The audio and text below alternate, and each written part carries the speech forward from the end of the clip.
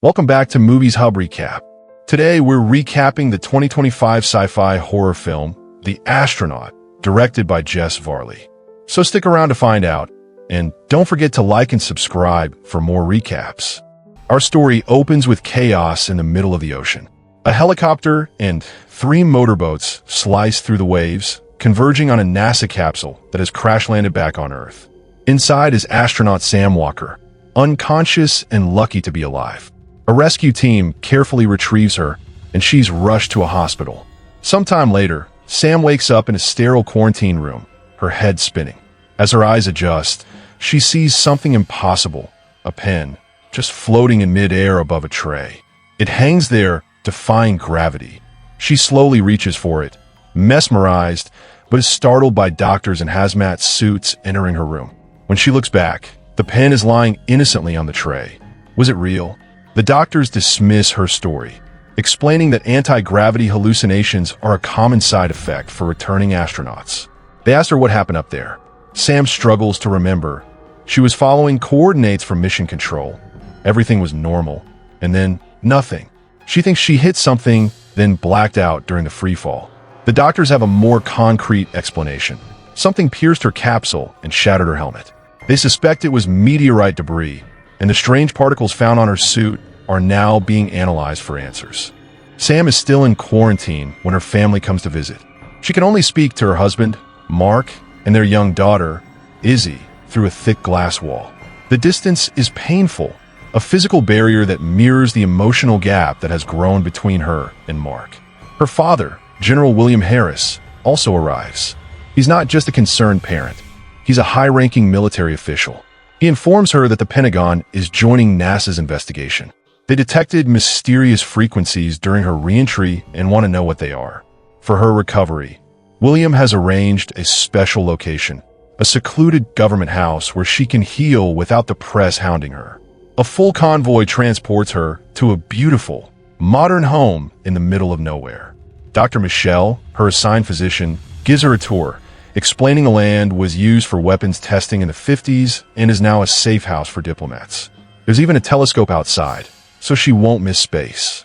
But when Sam looks through it, a piercing, high-pitched screech tears through her head. Visions flash before her eyes, strange lights, people walking through a dark, smoky crash site.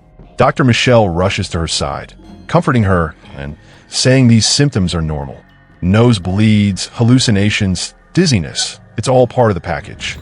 She has 2 months to recover before an assessment test that will decide if she can ever fly again. Left alone in the sprawling, empty house, Sam's condition worsens.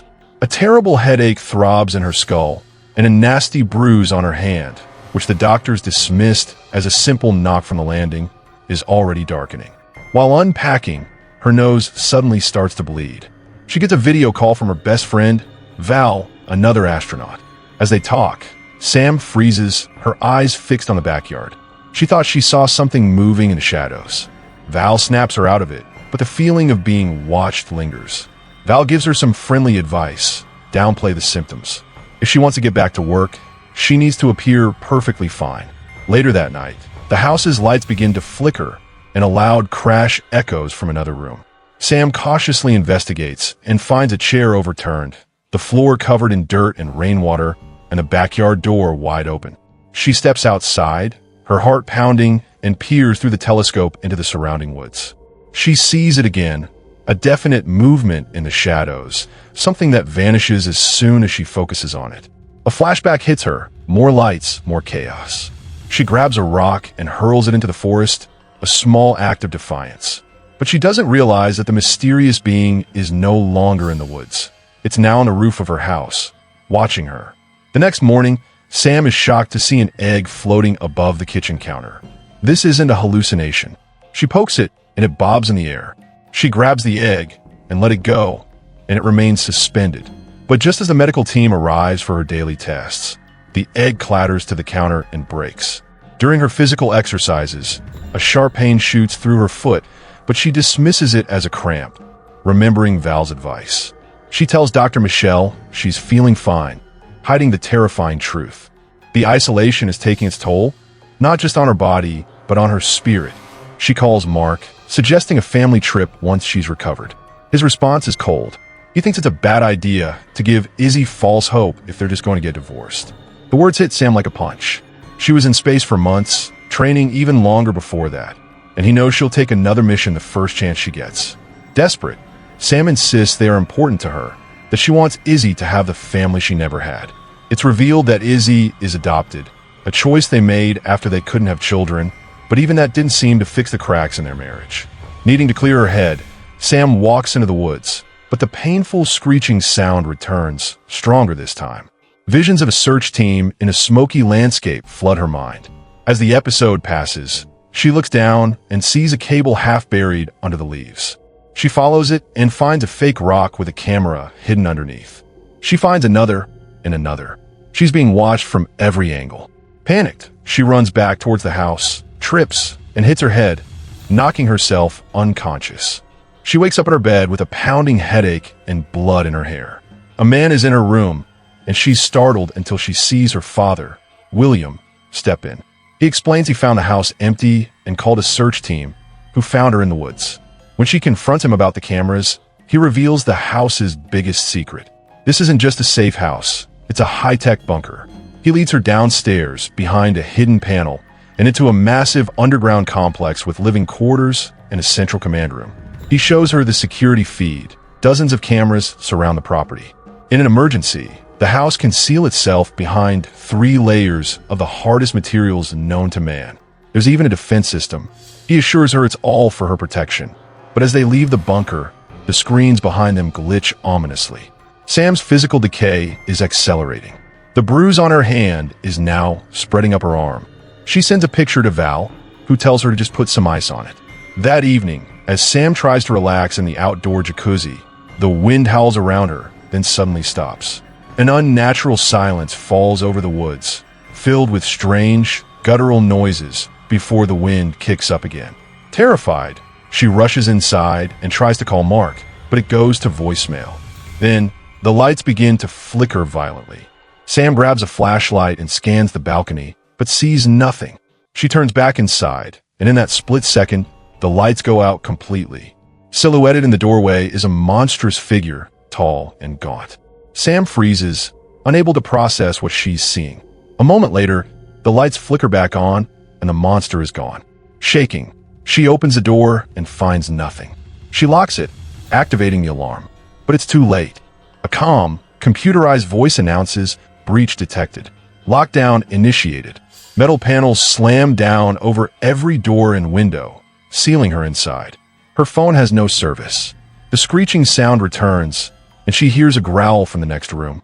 A creature darts past her in the darkness. Sam scrambles for the power switches, but nothing works. The doorknob to the room she's in begins to turn. She points her flashlight at it, and it stops. After a terrifying pause, she opens the door and steps out. The lights flicker again, a plant shakes, and a creepy, slender hand slaps against the window glass. Sam screams and runs for the secret entrance, flying down the stairs into the bunker. She fumbles with the switches, finally getting the security monitors online. She scans the cameras and finds it. The terrifying creature is crouching on the lawn. But as the screen flickers, it vanishes. The next morning, Sam is woken by her phone. She fell asleep at the console. It's William and his team. She tells them something got into the house, but William, after a quick look at the glitched security footage, finds nothing. He blames her stress and tells her to rest. Later, Mark and Izzy visit. While walking in the woods, they hear a strange noise and realize Izzy is gone. They find her moments later, holding a dead bug. Suddenly, all the bugs in the forest begin to screech, and thousands of them swarm out of the woods, crashing against the house windows until they cover the whole window. Then just as quickly, they all fall dead. A NASA official dismisses it as a strange environmental issue. Sam's body is now in open rebellion. Her toe is bleeding, and when she washes it, she sees the wound is a deep, dark line running up her leg. She touches her toe, and the nail comes right off. The bruising has spread to her back. Researching online, she finds articles connecting mass bug deaths and geomagnetic disturbances to UFO sightings and abductions, with pictures of people who have bruises just like hers. That night, it happens again. The lights flicker, and the house AI announces another breach and lockdown. Sam is on the phone with Mark, telling him something is in the house. His voice turns to static noises. As she runs for the bunker, an unbearable pain explodes in her back, and she tumbles down the stairs. She reaches back, and her hand comes away with a strange, gelatinous substance. Her phone is broken. The computer now detects another person in the house with her. Then two more. The monsters are inside. A terrifying cat-and-mouse game begins. Sam hides behind furniture in the bunker's kitchen, seeing the creature's reflection in an oven door. She sneaks away, only for a second creature to appear. She finally escapes into a bathroom, but her hand begins to ache, and she sees that her skin is now covered in the same gelatinous substance. The creatures pound on the door, and she kicks open a vent, crawling into the walls just as they burst in. Outside, Mark and Izzy arrive to find the house in full lockdown. While Mark tries to call Sam, Izzy wanders off, pointing to a strange light in the forest. Meanwhile, William arrives with a team of armed soldiers, telling them they're dealing with monster or aliens. Sam climbs a ladder and emerges from a hatch in the forest. As she runs, her wounds begin to glow with an eerie light. She hears the monsters closing in and falls to the ground, begging for mercy. A creature approaches, but instead of attacking, it gently lifts her chin. It looks at her with kind, intelligent eyes and speaks to her, not with sound, but directly into her mind. Can you understand? And to her own astonishment, Sam does. We missed you, the creature says. More of them emerge from the shadows. Who are you? She asks, her own thoughts forming the question. We are your family, it replies. The creature rests its forehead against hers, and the visions that have been plaguing her finally become clear. It wasn't a hallucination, it was a memory. Years ago, their ship crashed on Earth. A team of soldiers, led by a young William, hunted them. In the chaos, she was separated from the others. A small child, she used a device to camouflage herself as a human. William found her, believed she was a lost little girl, and adopted her. He raised her as his own, but he always knew what she was. He encouraged her to become an astronaut, sending her on that specific mission as bait. The meteorite debris that hit her capsule was her family, finally finding her after all these years, knowing her camouflage was beginning to fail. Mark and Izzy find Sam surrounded by the aliens. Izzy is frightened by her mother's glowing body, but Sam assures her she's safe. Just then, William and his soldiers arrive. I always knew what you were, he says, his plan laid bare. He wants to capture them, declaring them government property. He orders Sam to tell her family to surrender. She refuses. When William raises his gun, Mark tackles him to the ground. In that moment, Sam's camouflage finally gives out completely, and she transforms, revealing her true, beautiful, and strange alien form. The soldiers are closing in. Go, Mark tells her. For your own sake, just go. Izzy raises her hand to the glass in a painful echo of their first meeting in the hospital. Sam touches her daughter's hand one last time with her own alien one, a final, heartbreaking goodbye. She turns and runs with her family. By the time the soldiers arrive, they are gone, ascending into the night sky in a brilliant, silent spaceship. So what happens to Mark and Izzy now? And what was William's ultimate goal? This movie leaves us with so many questions. Drop your own theories in the comments below, or let us know what movie you want us to recap next. If you enjoyed this breakdown, please hit that like button and subscribe to Movies Hub Recap for more spoiler-filled summaries. Thanks for watching.